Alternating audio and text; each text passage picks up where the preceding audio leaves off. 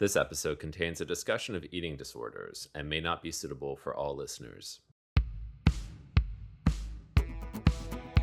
Welcome to Secretly Sporty. I am your host, Sebastian Langdell, and I'm joined here with my co-creator, Austin Rackless. Hey, Austin. Hey, Sebastian. How's it going? It is good. Do you want to guess what I had for breakfast? I'm going to go cottage cheese. Close. It's yes and. It was cottage cheese and Greek yogurt. I don't think this is fair. It was a trick question. I should have led with guess which two Yes. lightning round items I had for breakfast. You know this. I eat oatmeal every day for breakfast, staple food. But recently I was like, maybe I should switch to cottage cheese for breakfast. Crazy. And did you? I'm contemplating. It's a major life decision. I really have to ponder this for a little while longer. Don't rush into it. Did you know that this is our 15th episode that we're putting out? That's very exciting. It's a milestone. And one thing we should add, if you are liking the show and enjoying it, it would really help us if you wanted to rate it on whichever platform you listen on or leave a review. Those kind of things, they really do help get word of the show out. For sure. And you can add us on Instagram. We are secretly.sporty. We have some bonus clips there, share some recipes and some playlists. A fun place to hang out. Speaking of fun to hang out, it was fun to hang out with Kelly Ramsey, today's guest. She's one of our more higher stakes fitness people. She worked as a wildland firefighter, so fitness was truly a matter of life and death for her, which is just something I can't even imagine. She's not messing around. But she comes across very calm and collected about it and spoke about the intense training that they go through in that job. She had to learn and train to run 8-minute miles uphill while carrying gear on her back. She wrote a book called Wildfire Days about her experience being on a hotshot crew. She talks about this hotshot mentality that she has, and that in some ways she's kind of always had, even before she became a wildfire fighter, where she just always pushes herself a little further, a little harder. If she's on a family hike, she needs to get to that lake. She's not going to stop, she needs to keep going. And I think that's good to kind of identify in ourselves. And we talked about that kind of push and pull between, challenging yourself, but then on the other side of things, knowing when it's time to kind of take it easy on yourself. Yeah, and she's been especially re-examining that now since she became a mom and thinking about what kind of attitude towards fitness she wants to pass along to her daughter. So hearing her kind of wrestle with these two sides of her personality, it's a really fascinating conversation. For sure. We talked about parenting. We talked about listening to music with our kids. It's a fun episode. Should we get into it? Let's get into it. Here is Kelly Ramsey.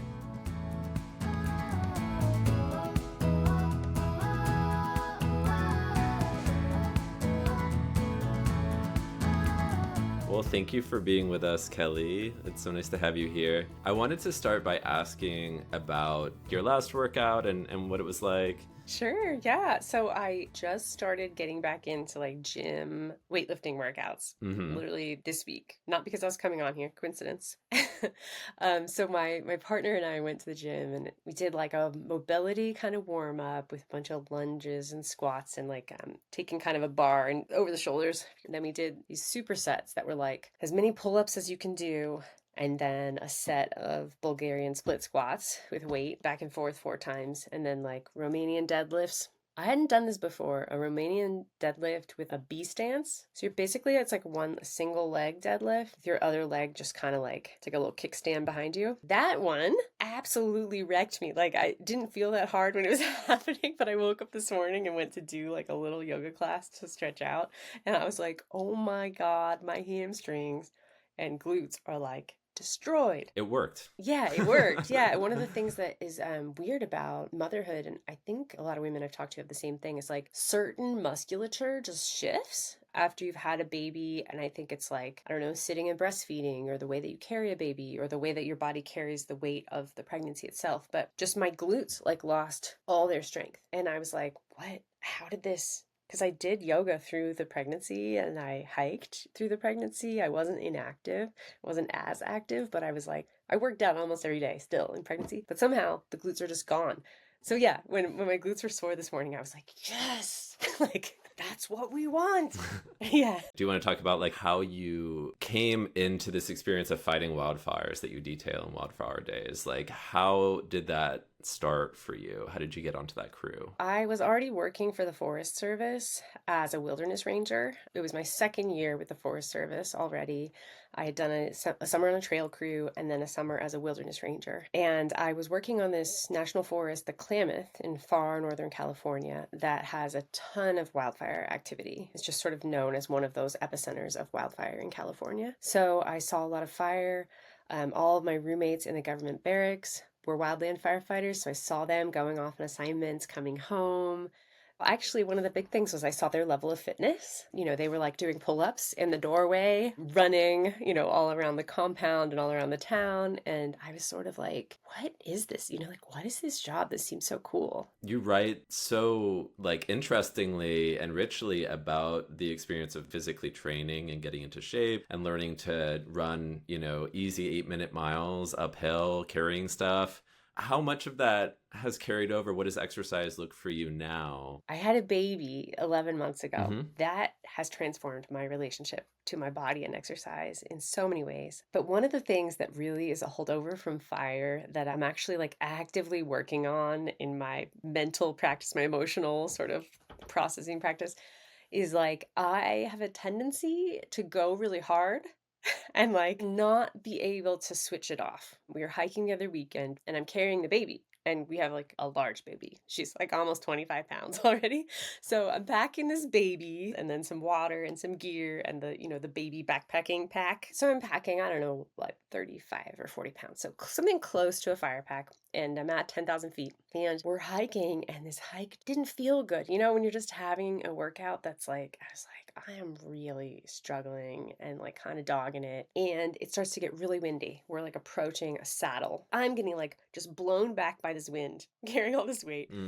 And my partner kept being like, do you want to just turn around? And I was like, no, we are making it to a lake that is only 3 miles. I was like, it's only 3 miles from the trailhead. And I want to make this lake. I feel like this is that hotshot mentality where it's like, I can't give up on the goal. I said I was going to get to this lake. I have to get to the lake, even if it's killing my body and it's waking up my baby and, like, just doesn't make sense. And I'm even that way, like in yoga, I'll be in a hot yoga class and I'll be like, I gotta go for the arm balance, whatever it is, just like doing everything at 110.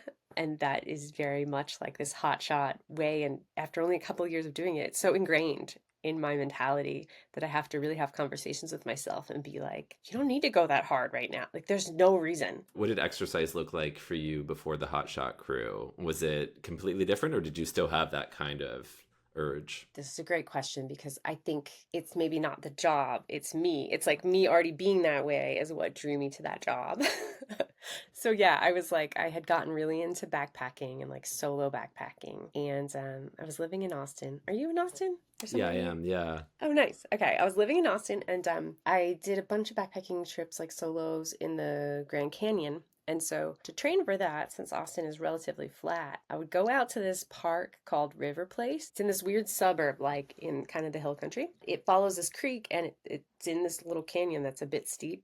And they've outfitted the whole trail with stairs. So you can like go hike stairs. And I would hike the trail back and forth on stairs with like a weighted backpacking pack. Just to train, just to be fit, just to go backpacking. So yeah, this is like already kind of my way. Were you playing high school sports or college sports or anything? No. I was like, so when I was a kid, I swam on the summer swim team. So I always was like a swimmer, but kind of casual. And I was a ballet dancer. And then I was a figure skater. Well, it's all really demanding, active activities. Yeah. But not like soccer. Right. Team sports. Sports. Yeah. I never did any of that. And I feel like I really was at a disadvantage when I went into fire, which is very much like this sports team mentality. We're going to run together. We even do like some drills that are kind of like playful sometimes where you'll have a basketball and you'll all be running and you like throw the basketball over your head backwards and the next person has to catch it. And if they miss it, everyone does push-ups and you do that as you're running.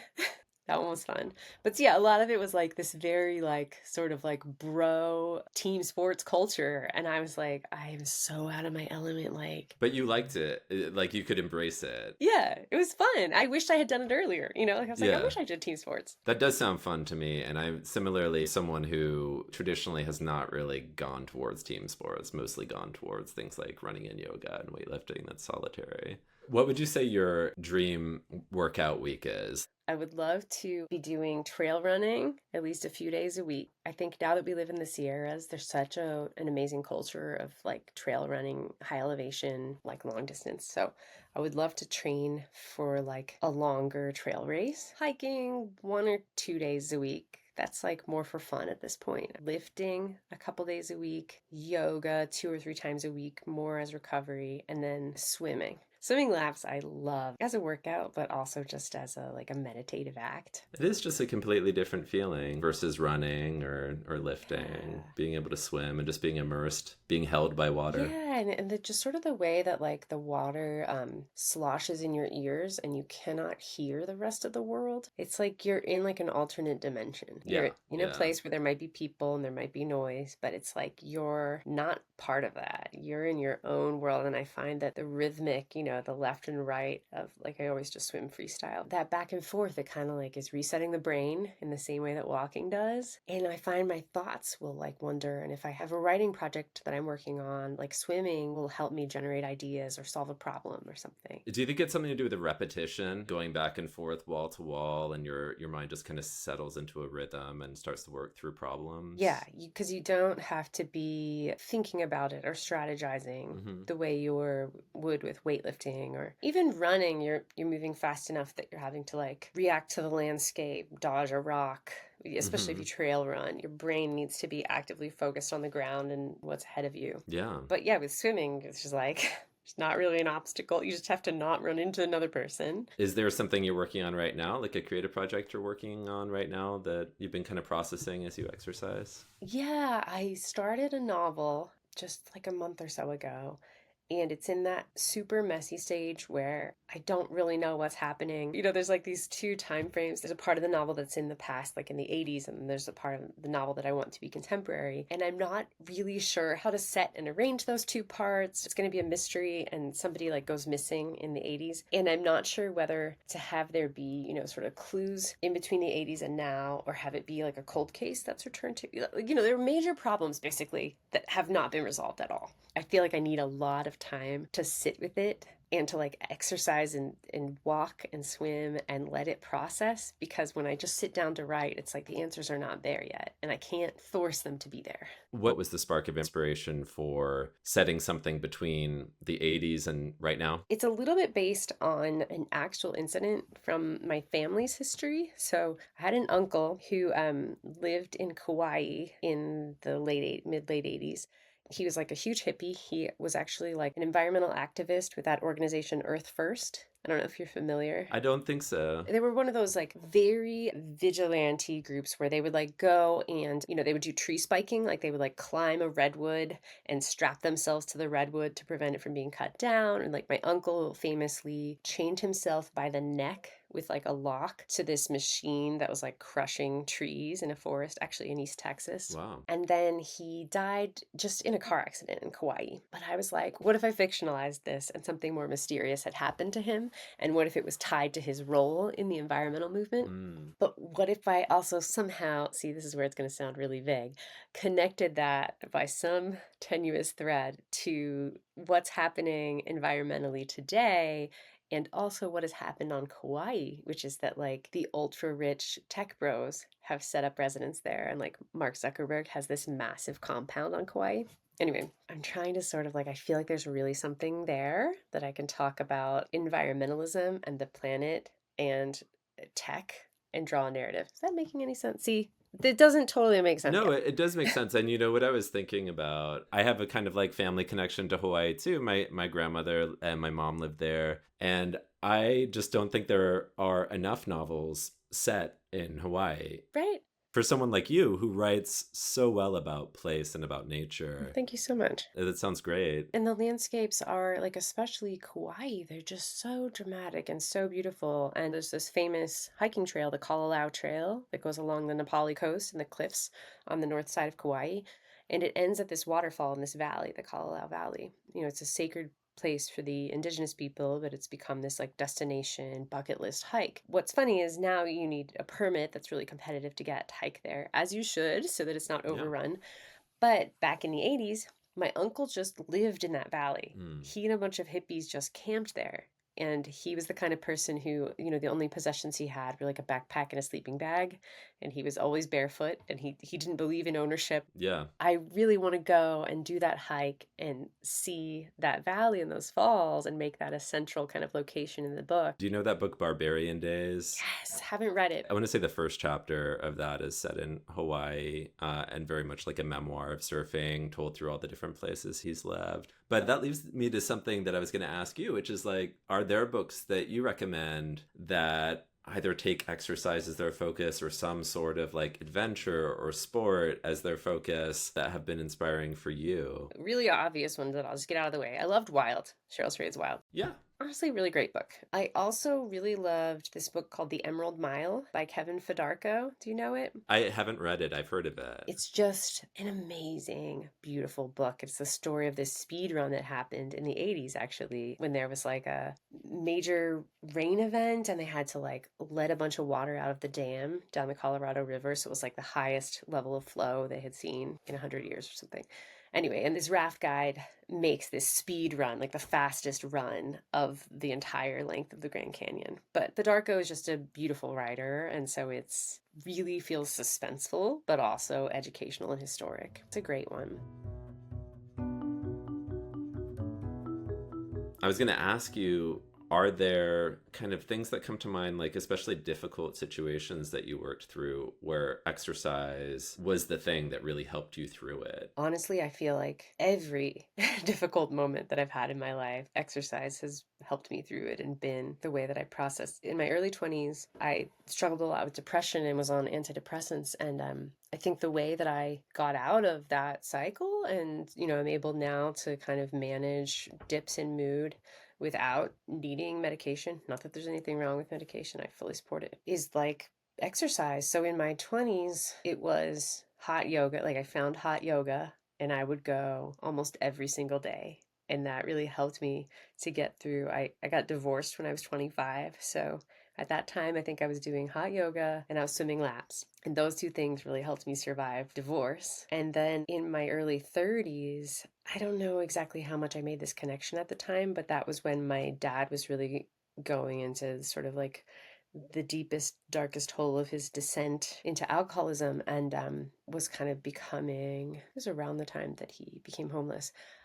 That was when I started backpacking. So I think that backpacking really helped me to deal with all this grief over my father and my family. And I think that's why I clung to it so much and was like, I'm going to make this not only my main activity and kind of sport, but I'm going to make this my job and my life. I'm just going to go live in the woods because that's what saved me. Thank you for sharing that. And I'm just thinking about these activities like hot yoga and swimming and then backpacking. They all offer something slightly different, right? Like hot yogas, like one of those activities where you're really focused on the moment. Totally. Swimming, like we've talked about, can be much more meditative and lock you into a rhythm and help you process things. Right. And then I haven't done as much backpacking, but I imagine it would also like allow for so much time for your thoughts and processing, right? Yeah, it's huge for that. But the thing that's weird about backpacking is a little bit like hot yoga, but unlike swimming, backpacking can be intensely like uncomfortable and miserable.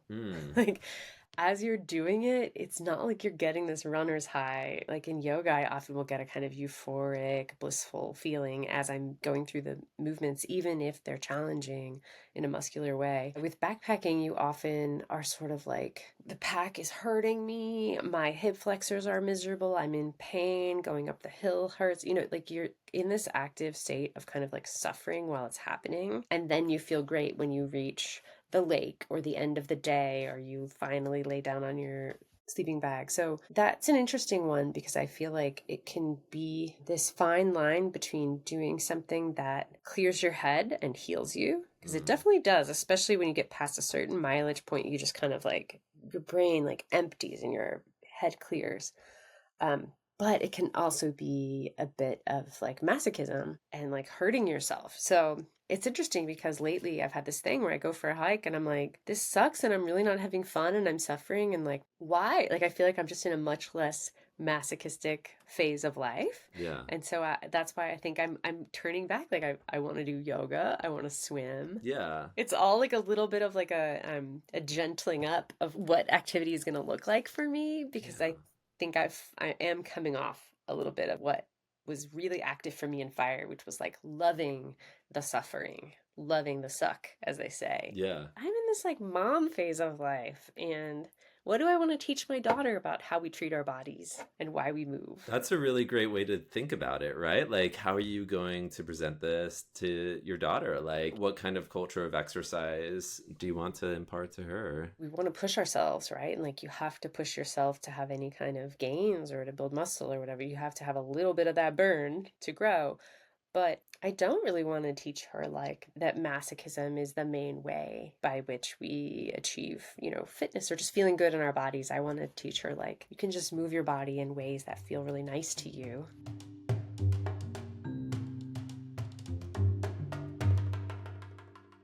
What kind of music do you like to listen to when you're working out? If you're running or hiking or weightlifting, do you tend to listen to music? Hiking, no. If I'm running, only sometimes. I mean, I haven't been running lately, so I had a series of running playlists back when I was in fire and training a lot. And so I had one for like a long, slow run. I also got like really nerdy slash maybe too intense, and I had all these playlists that were at a certain number of beats per minute for tempo runs. So when I would like run sprints, I would have like a certain BPM playlist, and then when I would be like trying to run for speed but not a sprint, I had another BPM. So I would like specifically seek out songs that had like certain cadence. I had a runner friend who was a runner in college, and she was basically like, the key to running faster isn't big strides, it's like getting your feet going like as fast as you can with like little steps. Yeah. I like a playlist of like hip hop or something for the gym. I used to have one called Hot Girl Summer that was like all female hip hop and rap. Like it was like Megan Thee Stallion and Saweetie and Lizzo. So it was just very much like girl power, gym intensity attitude. That one I really liked. There are some artists who come into Wildfire Days like Neil Young and Bruce and Tyler Childers. Oh, yeah, yeah. Are those still kind of touchstone or go-tos for you? Yeah, I still listen to that. I was just listening to like Beast of Burden this morning, playing it for my daughter, and being Nice. like, you need to know the best songs of all time.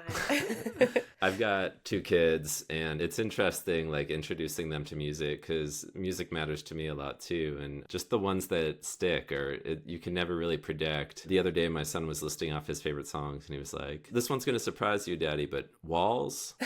And he started singing it.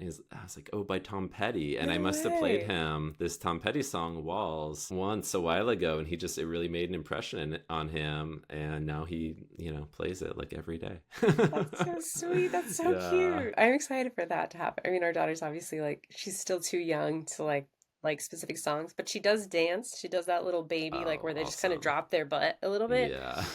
And it's interesting to see what makes her dance. Like sometimes it's not a song that you would expect. Like this morning I had this playlist on, and this like very mellow Nathaniel Rateliff song came on, and she's like bouncing her butt to Nathaniel Rateliff, and I was like, interesting. I never thought of this as a dance jam, but guess it is.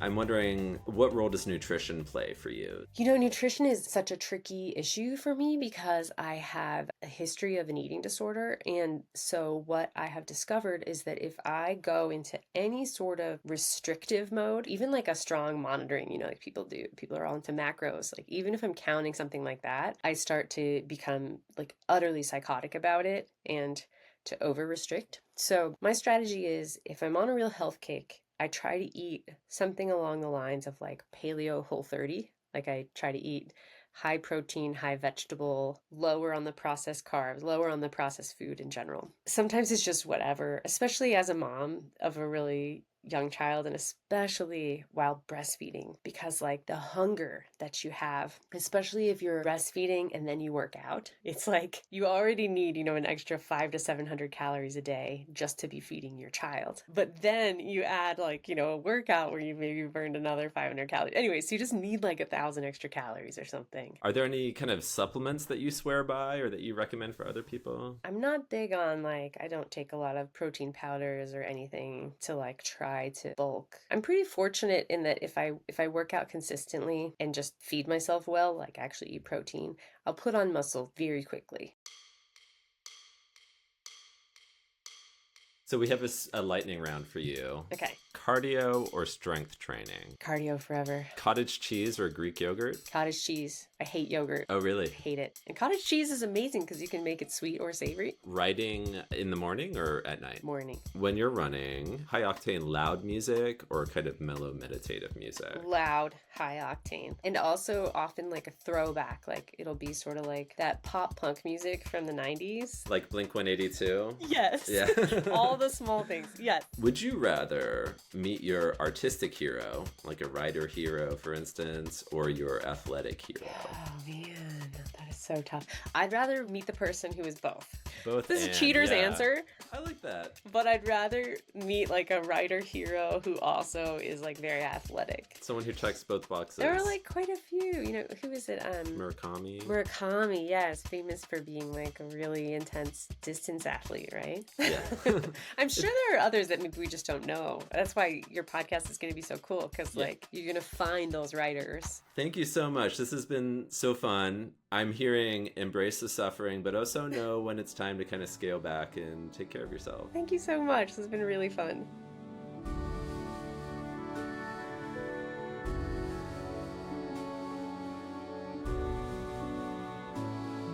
Join us next time as we talk to journalist and podcaster Maya Lau as she talks about dancing through the streets of Mexico City, balancing parenting, work, and working out, and why she'd love to join a flash mob. See you then. In charge with the care of a vessel affair, of which I've had the fun company. Secretly Sporty was created and is produced by Sebastian Langdell and Austin Rackless. It's hosted by me, Sebastian Langdell, edited by Austin Rackless and Andy Rattinger. Our music is composed by Catherine Joy. Cover art by Ben Wiseman, represented by Illustration Division, Inc. This outro song you're listening to right now is The Whale Ship Essex by the National Lights. Special thanks to Liam Billingham and Mike Agresta.